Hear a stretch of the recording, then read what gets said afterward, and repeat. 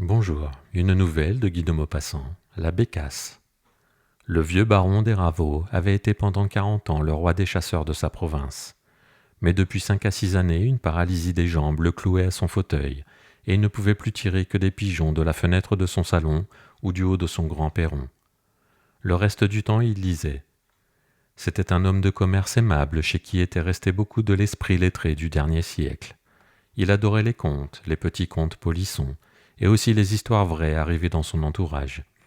Dès qu'un ami entrait chez lui, il demandait « Eh bien, rien de nouveau ?» Et il savait interroger à la façon du juge d'instruction. Par les jours de soleil, il faisait rouler devant la porte son large fauteuil pareil à un lit. Un domestique, derrière son dos, tenait les fusils, les chargeait et les passait à son maître. Un autre valet, caché dans un massif, lâchait un pigeon de temps en temps, à des intervalles irréguliers, pour que le baron ne fût pas prévenu et demeurât en éveil. Et du matin au soir, il tirait les oiseaux rapides, se désolant quand il s'était laissé surprendre, et riant aux larmes quand la bête tombait d'aplomb ou faisait quelque culbute inattendue et drôle. Il se tournait alors vers le garçon qui chargeait les armes, et il demandait en suffoquant de gaieté « Y est-il, celui-là, Joseph? As-tu vu comme il est descendu ?» Et Joseph répondait invariablement « Oh, monsieur le baron ne les manque pas. » À l'automne, au moment des chasses, il invitait, comme à l'ancien temps, ses amis, et il aimait entendre au loin les détonations. Il les comptait, heureux quand elles se précipitaient, et le soir il exigeait de chacun le récit fidèle de sa journée. Et on restait 3 heures à table en racontant des coups de fusil. C'étaient d'étranges et invraisemblables aventures où se complaisait l'humeur hâbleuse des chasseurs. Quelques-unes avaient fait date et revenaient régulièrement. L'histoire d'un lapin que le petit comte de Bourril avait manqué dans son vestibule les faisait se tordre chaque année de la même façon.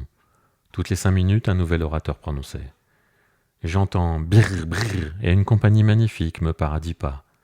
J'ajuste, pif paf, j'en vois tomber une pluie, une vraie pluie. Il y en avait 7. Et tous, étonnés mais réciproquement crédules, s'extasiaient.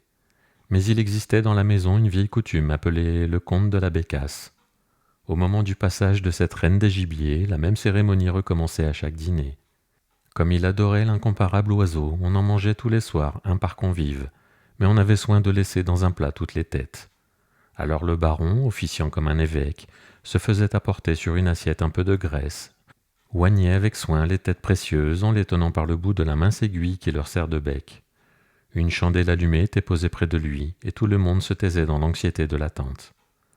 Puis il saisissait un des crânes ainsi préparés, le fixait sur une épingle, piquait l'épingle sur un bouchon, maintenait le tout en équilibre au moyen de petits bâtons croisés comme des balanciers, et plantait délicatement cet appareil sur un goulot de bouteille en manière de tourniquet. Tous les convives comptaient ensemble d'une voix forte. 1, 2, 3. Et le baron, d'un coup de doigt, faisait vivement pivoter ce joujou. Celui des invités que désignait, en s'arrêtant, le long bec pointu, devenait maître de toutes les têtes, régal exquis qui faisait loucher ses voisins. Il les prenait une à une et les faisait griller sur la chandelle. La graisse crépitait, la peau rissolée fumait, et l'élu du hasard croquait le crâne suifé en le tenant par le nez et en poussant des exclamations de plaisir. Et chaque fois les dîneurs, levant leur verre, buvaient à sa santé. Puis, quand il avait achevé le dernier, il devait, sur l'ordre du baron, conter une histoire pour indemniser les déshérités. Voici quelques-uns de ces récits.